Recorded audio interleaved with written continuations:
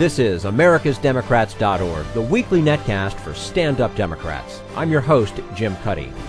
On today's show, the Newtown shootings have once again focused the nation on the easy availability of guns. Today, we talk with Ben Palumbo, an old Washington hand who has worked with the Brady Campaign against gun violence. And he tells of a politician who stood up to the NRA and won nearly 50 years ago. We also talk with Middle East expert Professor Richard Bulliet about the prospects of stability in the region. He says you can't go from dictatorship to democracy without instability. And Bill Press speaks with Senator Tom Udall, who predicts the Senate will actually modify the filibuster rule. Are you tired of Tea Party Republicans and Rush Limbaugh dominating the airwaves? Do you want the facts you won't get on Fox or even on CNN? Then stay tuned.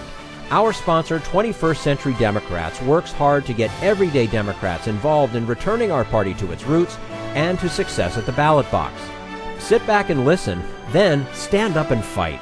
And follow 21st Century Democrats on Facebook for all the latest progressive news. We're glad you can join us.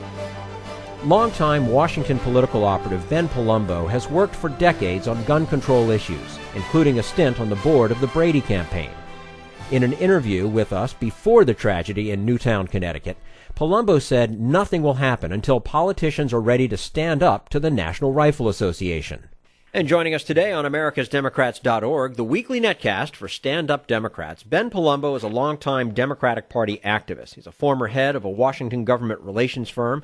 He was a top advisor to two senators, staff director of the House Democratic Caucus, and staff director of House Subcommittee on Government Activities. He also serves on multiple boards, including Catholics in Alliance for the Common Good, Catholics United, Niambani, which is an HIV/AIDS serves HIV/AIDS orphans in Kenya, and the John Mott Foundation, which provides scholarships for students in Calabria, Italy. Ben Palumbo, thanks so much for joining us today on americasdemocrats.org.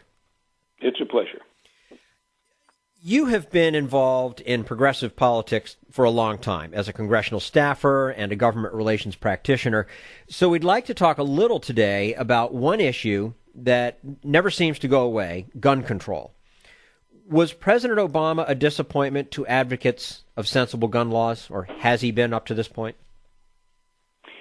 Well, I don't think it's just President Obama. I think the advocates for gun control are disappointed and have been disappointed for years with the government of both parties who have been reluctant to deal with this terrible issue.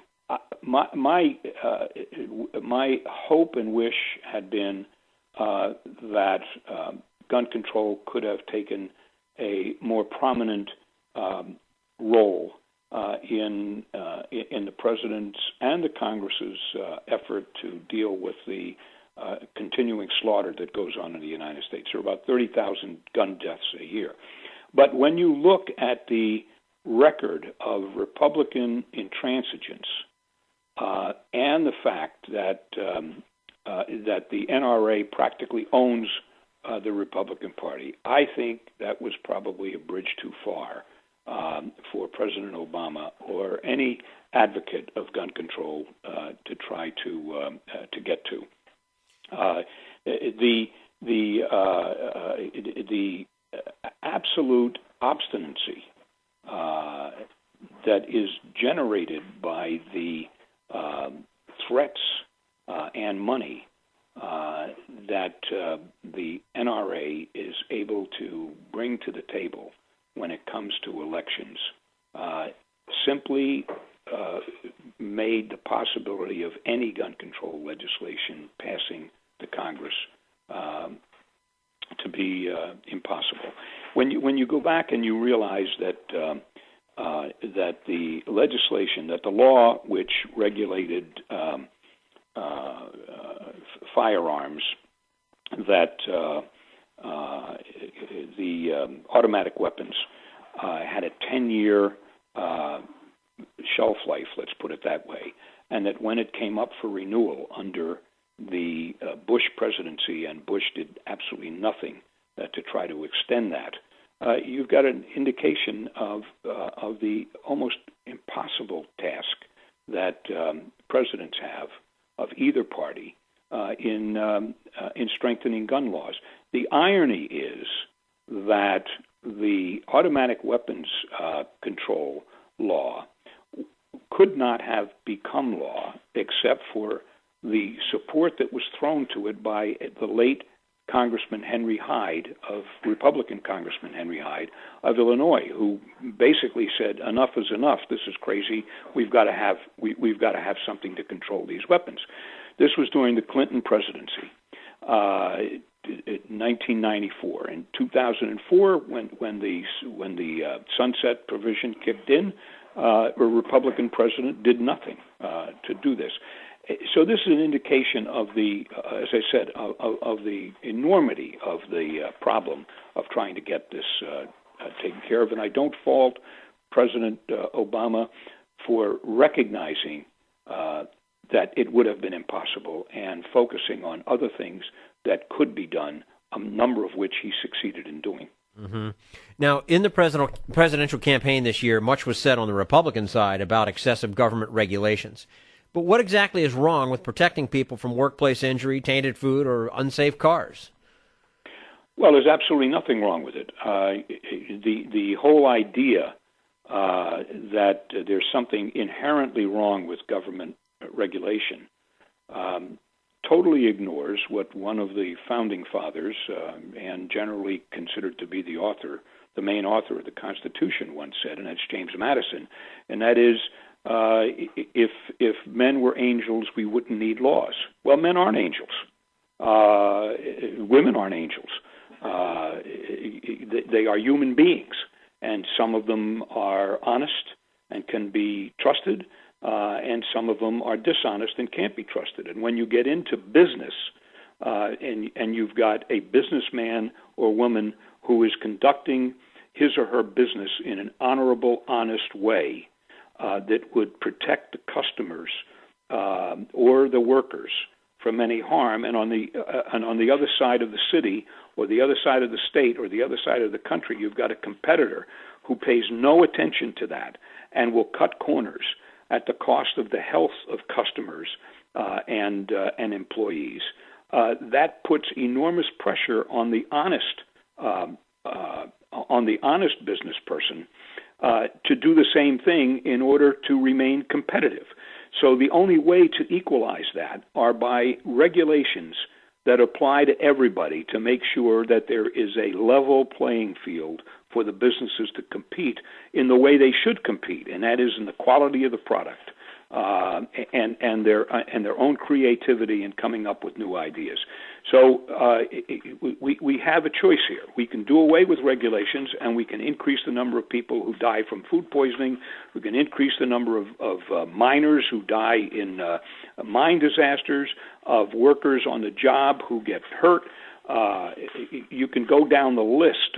Children who would be hurt or poisoned by toys or other products that are aimed at children that the Consumer Product Safety Commission can look at and say, this is wrong, you've got to withdraw that from the market. Or we can say we're not going to permit those things to happen. We are going to have a regulatory regime which recognizes what Madison said a couple of hundred years ago, and that is, if men were angels, we would not need laws. We need laws because men and women are not angels. We're speaking with Ben Palumbo, longtime Democratic Party activist. He has served as top advisor to two senators, staff director of the House Democratic Caucus, staff director of House Subcommittee on Government Activities, serves on multiple boards, including Catholics and Alliance for the Common Good, Catholics United, Niambani, and the John Mott Foundation. Ben, Jim, can I come back for a minute to gun control? Absolutely.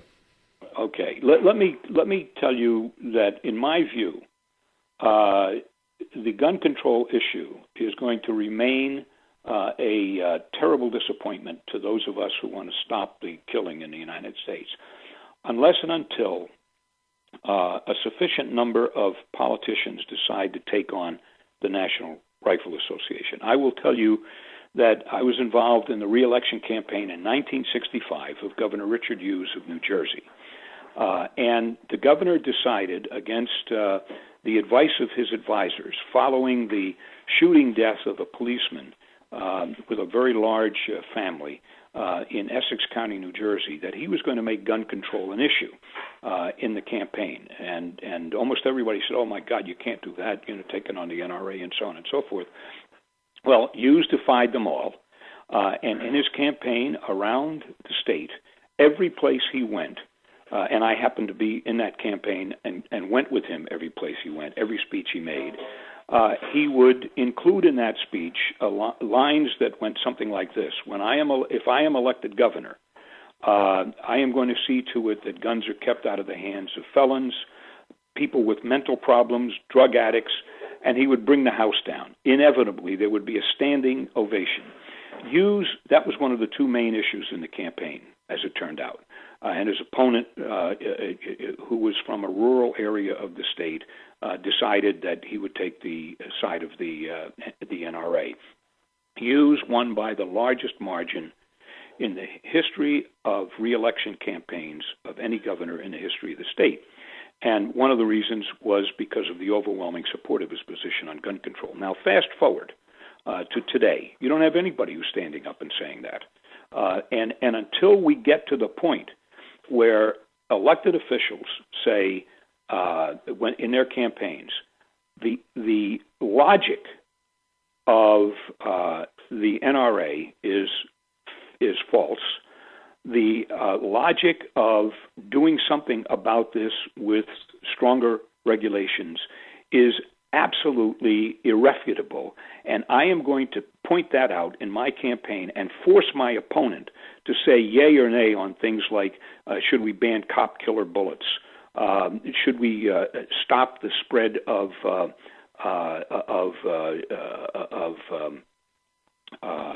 weapons, essentially weapons of mass destruction, you might call them, and let that opponent try to defend permitting those kinds of weapons and ammunition to continue to be available as they are now. Until that happens, voters will focus on other things. Voters have to have their attention focused on this issue, and the only way for that to happen is for elected officials running for election or re-election to make that a major issue in their campaign. Well, something else that voters are often focused on are taxes. So how should Democrats talk about taxes and make the case that they are, in fact, the price of a civilized society? Well, it's funny you use the word civilized, because whenever I've dealt with any friends who want to complain about taxes, I quote Justice Oliver Wendell Holmes Jr., who was a prominent Republican appointed to the Supreme Court by another prominent Republican, a guy named Teddy Roosevelt. And Holmes was famous for saying, I don't mind paying taxes, they buy civilization. So I think that's my answer to the question. And I quote a very prominent and highly respected Republican in that respect. No, well put. Now, finally, as a board member of a progressive religious organization, referencing, of course, Catholics and Alliance for the Common Good, how can Democrats regain their historic edge among Catholic voters, especially men? Well, I think we can go back to the earlier question about regulations.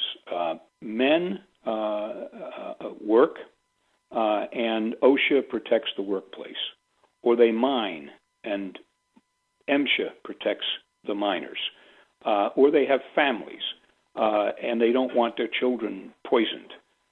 So I think, in my view, the way to deal with the question of Catholic men is to call to their attention their responsibilities as husbands and fathers, in which they are assisted by a regulatory regime which protects them, their wives, their children, their mothers, their fathers, their nieces, their nephews, their brothers, and their sisters.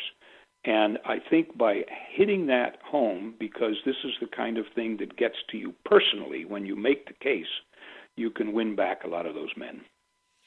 Ben Palumbo, longtime Democratic Party activist, former head of a Washington government relations firm, serves on multiple boards including Catholics in Alliance for the Common Good, Catholics United, Niambani, which serves HIV/AIDS orphans in Kenya, and the John Mott Foundation, providing scholarships for students in Calabria, Italy.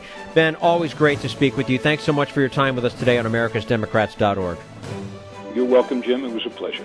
And we look forward to speaking with you again soon. This is americasdemocrats.org, the weekly netcast for stand-up Democrats.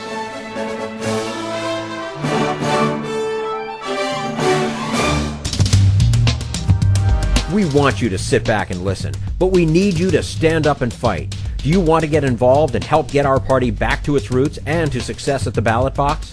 You can make your contribution to Democrats for America's Future and help us keep this show going and to elect Democrats who will stand up for democratic principles. Go to americasdemocrats.org and click on Donate at the top of the page. This is americasdemocrats.org, the weekly netcast for stand-up Democrats. Columbia University historian Richard Bulliet is an expert on the Middle East, and particularly on Iran. He says the United States has an inevitable role to play in bringing peace to the region, but it won't be quick and it won't be easy. But right now we turn to Jim Hightower, America's #1 populist, for his common sense commentary. Wall Street financial hucksters can be downright satanic in their pursuit of killer profits. But here's one that puts hellishness right in its name: Cerberus Capital Management. In Greek mythology, Cerberus is the name of a three-headed dog that guards the gates of hell. This $20 billion private equity outfit found itself in a hell of a fix after the grotesque massacre of 20 school children in Newtown, Connecticut. Cerberus, it turns out, owns controlling interest in Freedom Group, America's largest firearms maker, which produces the .223 Bushmaster semi-automatic assault rifle used by the murderer at Sandy Hook Elementary School. The top dog of Cerberus is Stephen Feinberg, a devoted hunter who favors the Remington 700 sniper-style rifle, also made by Freedom Group. Indeed, the NRA has even hailed Feinberg and company for supporting gun rights and being, quote, avid hunters and shooters. Perhaps it's this personal passion that has kept Feinberg's money fund invested in the gunmaker, since Freedom Group keeps losing money, which is not the kind of financial performance that equity investors usually tolerate. 4 days after the horror of Sandy Hook, however, Cerberus punted, announcing that it would sell Freedom Group. 3 factors prompted the sale. 1, public exposure of its ownership. 2, a heightened possibility that Congress will pass an assault weapons ban, thus further lowering the gunmaker's profits. And 3, pressure from such big clients as the California Teachers Retirement System, which has $750 million invested in Cerberus, including owning a stake in Freedom Group. This is Jim Hightower saying, what? You can expect equity profiteers to invest in assault weapons, but why the hell have teachers been letting their pension money finance such a murderous trade? Need an antidote to the progressive blues? Want some good news about how grassroots folks are rebelling against the corporate powers and winning? Well, here's an easy-to-swallow pill for you, the Hightower Lowdown. Hightower's monthly newsletter will give you the lowdown, even as it lifts you up. It's 4 pages a month, jam-packed with facts you can use, actions you can take, and Jim's own Texas humor, all for only $15 a year. To become a lowdowner, go to hightowerlowdown.org. This is americasdemocrats.org, the weekly netcast for stand-up Democrats. Taking a look at the constant turmoil in the Middle East, Columbia University professor Richard Bulliet predicts it could take 10 years before there is a hope of stability in the region. The reason, he says, is you simply can't go from dictatorship to democracy without a lot of instability. But instability does not necessarily mean war. Joining us today on americasdemocrats.org, the weekly netcast for stand-up Democrats, Richard W. Bulliet is a professor of history at Columbia University who specializes in the history of Islamic society and institutions. A prolific author of books about Islam, Professor Bulliet has also edited books of more general interest, including The Columbia History of the 20th Century and The Encyclopedia of the Modern Middle East. Also is the author of 5 novels. Professor Bulliet, thanks so much for joining us today on americasdemocrats.org. Thank you for inviting me. Well, always a pleasure to speak with you, sir. And what is your long-term outlook for stability in the Middle East? That's an interesting question because it has been a hallmark of American thinking in foreign policy now for many decades that stability is the goal when it comes to the Middle East. And that ultimately goes back to a Cold War concern about an unstable Middle East offering room for communist subversion and Soviet expansion. That notion that stability should be our goal is obsolete because the stability that we supported was at the cost of democratic freedom, of electoral participation, of economic advancement. We supported, in the name of stability, numerous authoritarian regimes.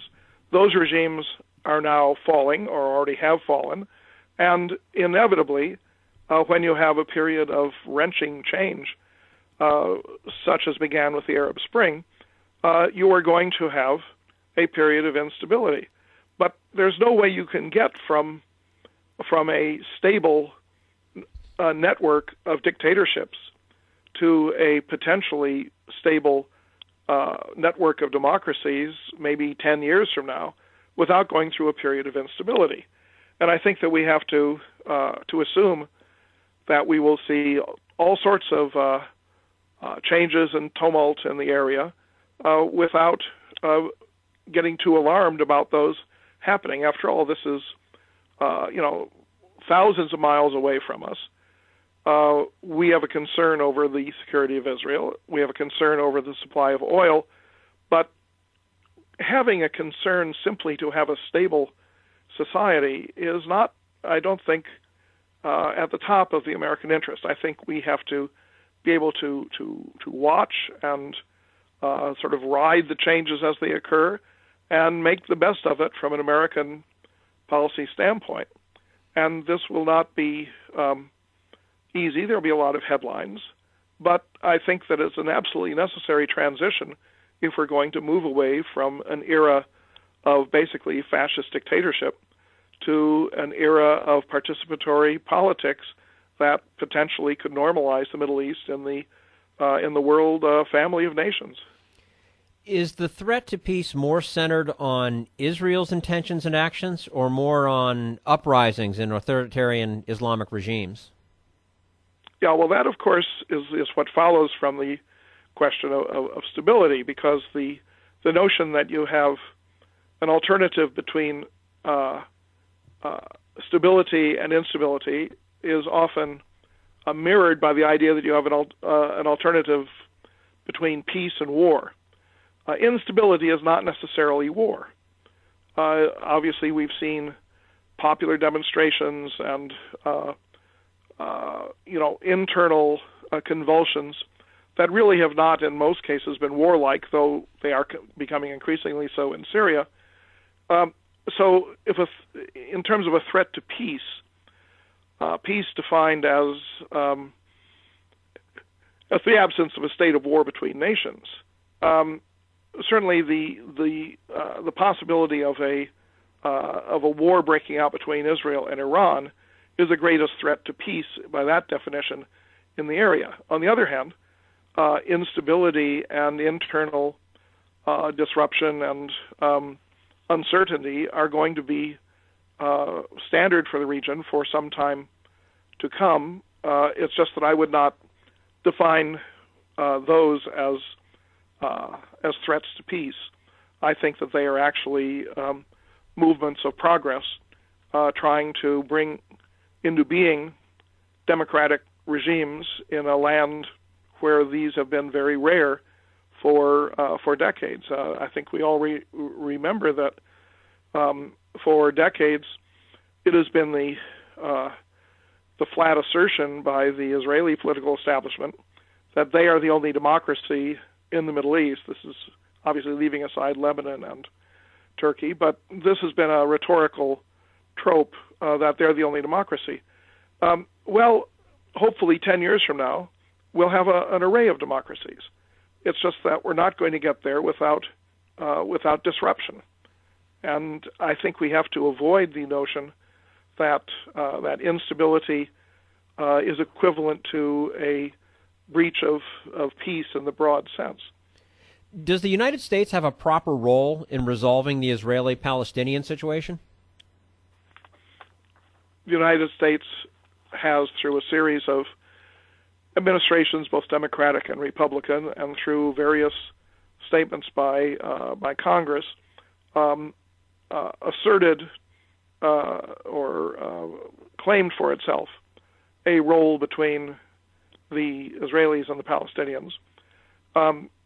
Whether that is a necessary role, or whether that is one that we have elected to assume for a variety of reasons, both foreign policy and domestic, may be a question. But having arrogated to ourselves that role, it's now very difficult to deny it and walk away from it. When Mr. Romney last spring, in a secretly recorded speech, said that there was no solution and that there was no need to concern ourselves with the Israelis and the Palestinians, because the Palestinians had no intention of ever making peace. That was a kind of an abdication of what has been an American role in the view of previous American presidents going back to the 1960s. And the idea that Mr. Romney would simply give up without ever having put his toe in the water, I thought was appalling. Now, President Obama has accepted that there is an American role. The question is how to pursue that role. Whether it is a proper role, I think is maybe questionable, but I think it's too late now to back off and say that this is entirely a matter between the parties with no role whatsoever for the United States. Mm-hmm. So I think we have an inevitable role, let us say, rather than a proper role. We're speaking with Richard Bulliet, professor of history at Columbia University, who specializes in the history of Islamic society and institutions. Talking about Iran, is the population of Iran, in general, more or less attuned to Western values than when the Shah was in power? When the Shah was in power, Iran somewhat resembled what Pakistan is today. You had a highly educated, very westernized and sophisticated elite who were dominant in all political realms, and you had a mass of villagers and poor city dwellers who were almost totally removed from Western culture. Now you have much of that elite population in exile, but the ordinary people of Iran are vastly more aware of the world, aware of the cultural norms of other countries, in touch with world trends, intellectual trends, political trends, social trends, so that the country as a whole is much more a part of the world culture defined, by Western values than it was under the Shah. That doesn't necessarily mean that they have adopted all of those values, particularly at the level of government. But I think there's been a tremendous modernization in Iran. For example, you now have in Iran the majority of the university population is made up of female students. Female literacy, which was, let's say 50% or so in the time of the Shah, is now close to 100%. So that one of the clearest areas in which you've had a change in the outlook of the Iranian population is in the awareness that Iranian women have, both of the world outside Iran and increasingly of the feminist trends within that world. So I would say that there's been a vast change, not for the top, 3 or 4%. They were very westernized under the Shah, more westernized perhaps than you would find now. But for the mass of the population, there's been a major opportunity to to become aware of and attuned to world trends under the Islamic Republic. What does the future hold for how Iran will be governed? That's a question many people are debating. You have a system that is not very workable, of a president who's elected and a supreme guide who is non-elected. The roles of these two figures have, vis-a-vis one another, have varied over the decades. And it is unclear whether this is a structural rivalry that is beneficial, or whether it is simply a source of spinning wheels and avoiding clear-cut centralized decision making. The crucial thing that is going to happen probably within the next 10 years is the leaving office of the current supreme guide, Ayatollah Khamenei. The Iranian constitution says that the supreme guide shall be chosen by an elected body of clerics. This body already exists. But it also says that if there is no single person who has an obvious and predominant constituency to be the supreme guide, then you could have as many as 3 people serving as a sort of supreme guide committee. If the supreme guide post after Khamenei is subdivided into a troika, then presumably the president will have more power, because the supreme guide will be diminished through the necessity of balancing different interests. So that's one thing to look at. There's also important to look at what happens in this next presidential election and whether the president who follows Mr. Ahmadinejad is, let us say, more savvy with respect to Iran's place in the world and more forward-looking in how to get over some of the rough spots that Iran is facing. In the long run, I think there has to be a constitutional change in Iran. I think that the way the Islamic Republic is currently structured probably is dysfunctional in the long run, and it's a question of divided authority. We had this in our own revolution, if you recall. The Articles of Confederation did not give enough power to a federal government as opposed to state governments. So we had to bring in a constitution instead, and then we had to fine-tune that over a period of several decades to get a really workable government. I think that when you have a revolution, the long term always is in doubt, because you have to have different you face different obstacles in making your constitution work that are often unpredictable in advance. But then when you get over that one obstacle, you find there's another one before you. So I'm optimistic about Iran in the very long term, but there's going to be difficulties that they will have over the next 10 years. Okay. Now, and quickly before we let you go, and there's not a quick answer to it, I'm sure, but same question about the future governance of Afghanistan, which, quite frankly, has been hardly governable for centuries. Yeah, Afghanistan is a country that naturally divides into sub-areas that are administratively coherent. Western Afghanistan around Herat, the area around Mazar-e-Sharif in the north, Kabul area, Kandahar, etc. But the infrastructure and the communications network of the country make it very difficult to draw those regions together under a single governing structure. One of the reasons the Taliban initially were successful was because they allowed each province to more or less go its own way under a Taliban umbrella.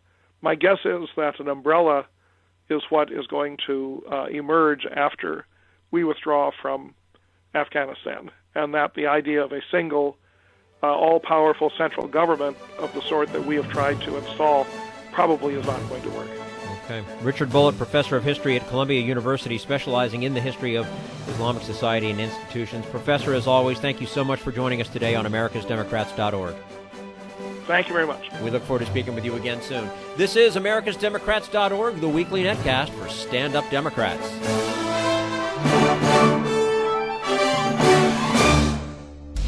We want you to sit back and listen, but we need you to stand up and fight. Help get our party back to its roots and to success at the ballot box. Make your contribution to Democrats for America's Future to keep this show on the air and help elect stand-up Democrats. Go to americasdemocrats.org and click on Donate at the top of the page. This is americasdemocrats.org, the weekly netcast for stand-up Democrats. And now, Bill Press and his guest, Senator Tom Udall of New Mexico, with encouraging news about limiting Senate filibusters. Many issues confronting the Congress at this time, maybe with the tightest deadline is trying to take some action to avoid the country going over the so-called fiscal cliff before the end of the year. President Obama putting another challenge in front of the Congress yesterday by appointing this task force on gun violence. And giving the vice president, who's head of the task force, 1 month to come up with some serious recommendations across the board that the president can take to Congress. And meanwhile, in the Senate particularly, there are negotiations underway on finally changing the rules regarding how the Senate does business and lessening the impact of the filibuster. Senator Tom Udall from New Mexico has been out in front on this issue, talked about it here on the program before. He joins us again this morning. Senator, good to talk to you. Is this the time to get that filibuster reform we've been talking about? I think it is. I think that when you set rules at the beginning of a Congress, that's the best time. We have been pushing for that. On January 3rd, I think there will be a vote, and we're going to use a majority to adopt measures that I think are going to make the Senate a much more functioning place, get away from that dysfunction we've seen in the past, and we've got a good core of people, and I think we have the votes. So just so our viewers and listeners understand, when you adopt the new rules for the new Senate at the beginning of each term, it only requires a majority vote. Is that right? That's correct. So it's filibuster safe or free? Or? You're allowed. First of all, that could be an issue. Is that if you offer a rules package, can you cut off debate on the rules package? Which that would be a filibuster on the rules package. The three vice presidents that have ruled on this issue say that you only need a majority vote to cut off debate, and then you can proceed with a majority vote to the adoption of the rules. That seems then. This is all following the Constitution. This doesn't have anything to do with what they're talking about breaking the rules to change the rules. This is at the beginning of a Congress. You're following the Constitution, and you're making sure that the Senate functions better by adopting rules. Are we talking, Senator, about ending it or mending it? Well, we're probably talking more about modifying it and making sure that anybody that delays has to stand up and talk, to what we call a talking filibuster. A real filibuster, in other words, rather than a virtual one, right? Rather than the virtual one, silent one, stealth filibuster, all those kinds of things we've seen in the past. I mean, senators stop legislation without ever having to go to the floor and talk. And so the idea is just like in Mr. Smith Goes to Washington. Exactly. You stand up, you talk, and you either are a bum or a hero in the eyes of the American people, but at least you're there taking a position rather than slowing the Senate down and preventing it from doing anything. Is there any way to limit the filibuster to the actual vote rather than the procedural moves too? I mean, it's used in both cases these days, right? I mean, or abused, I should say. Well, it's used in so many different circumstances. I mean, we have these unanimous consent agreements, and the leadership allows those to be objected to without people coming to the floor. That's one of the things we're going to try to do. Is if you're going to object to proceeding to things, then come down and object yourself. Don't have somebody else do it. But the filibuster is the key tool that has been used by very obstructive senators, many of them Tea Party-type senators that want no progress at all on the major issues facing the country, and so they just use this to slow everything down. It's been talked about for a long time, Senator. You've been out in the front, so has Senator Tom Harkin for a long time, and others. But do you think you got the votes this time? It's looking a lot like we're very close to our 51 votes that we need. We've been visiting now with senators for over 6 weeks. We've spent a significant amount of time talking to them about the specific proposals, about the talking filibuster, about proceeding directly to a bill that's on this motion to proceed, about going into conference with the House, making that much easier, getting the nominations in an easier way, and making sure that we can get off them quickly. All of the things that will make the Senate a more functional place and getting things done for the American people. That's what we should be working on. And is Leader Harry Reid on board? Leader Harry Reid, about 5 months ago, came to the floor. He said that he was wrong and the newer group of senators were right in wanting to change the rules. And he said, at the beginning of the last Congress, I should have agreed to change the rules. I had this gentleman's agreement. It didn't work. Now he's on our side. And so that makes a big difference, and that's what gets us the 51 votes, is having him speaking to the more senior senators and saying, I'm going to pursue this, and I'm asking you to help me. And so all of us are working together to get a good rules package in place. Well, no, you got the American people behind you on this one, Senator. They're frustrated, and they want to see this reform. Senator Tom Udall, Democrat from New Mexico, on our news line this morning. Thank you. Senator, I want to ask you, you've still got some issues to deal with before we get to January 3rd.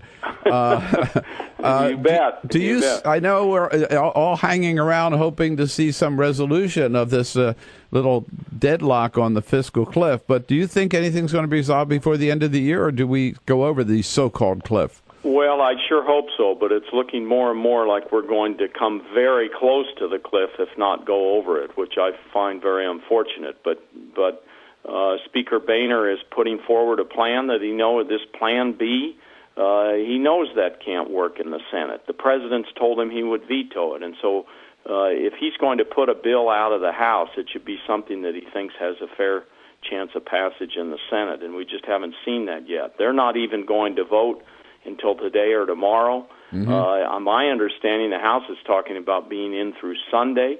So we may be here for Christmas, I don't know, and then all the way up into the new year trying to sort this out.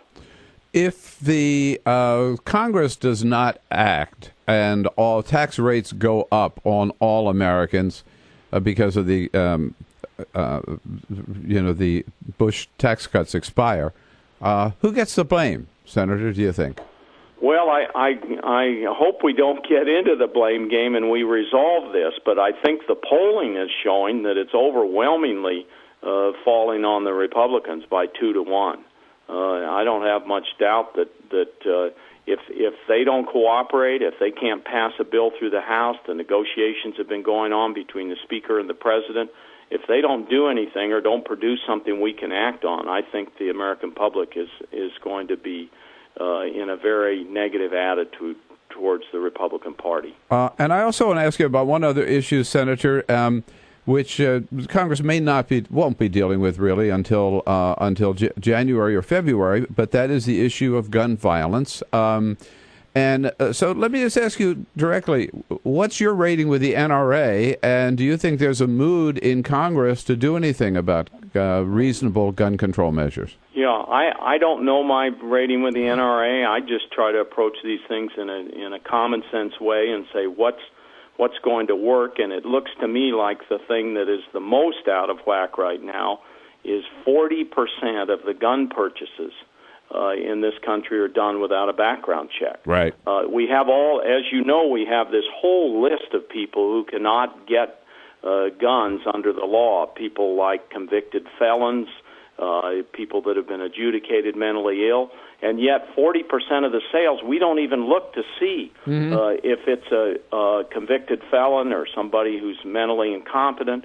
We've got to really work on that and make sure that wherever the sale takes place, a background check happens. That gun show, the so-called gun show loophole. But we've heard several senators, Joe Manchin among the leading one, I guess, who have been known as very supportive of the gun lobby, come out and say they're willing to consider some measures now. Do you think that and plus what happened in Newtown, Connecticut, increases a possibility that this time Congress may be able to come together on some and take some action?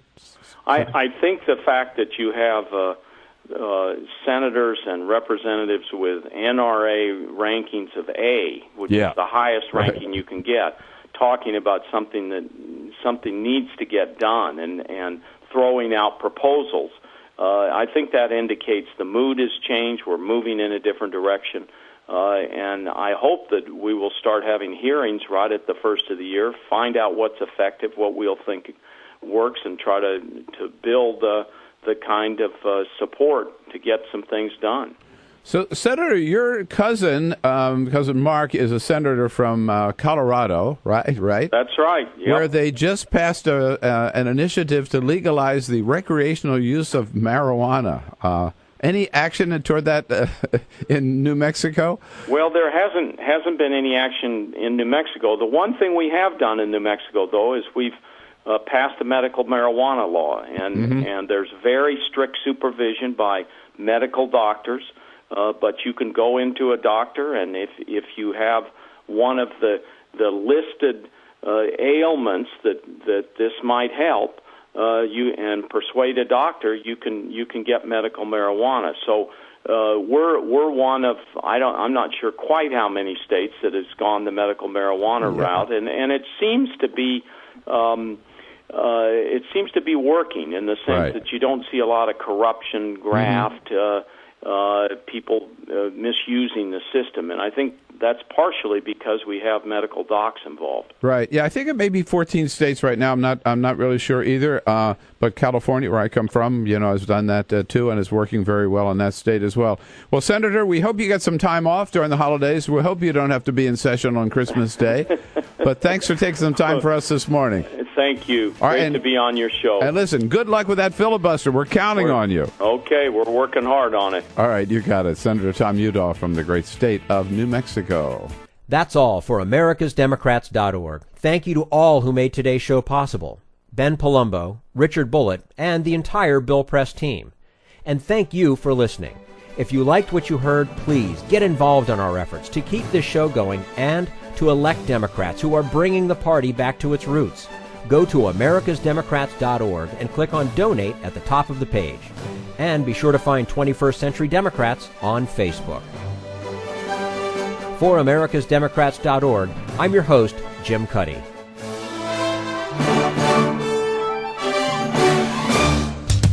We want you to sit back and listen, but we need you to stand up and fight. Join us. Support the show and help elect Democrats who will stand up for democratic principles with your contribution today. Go to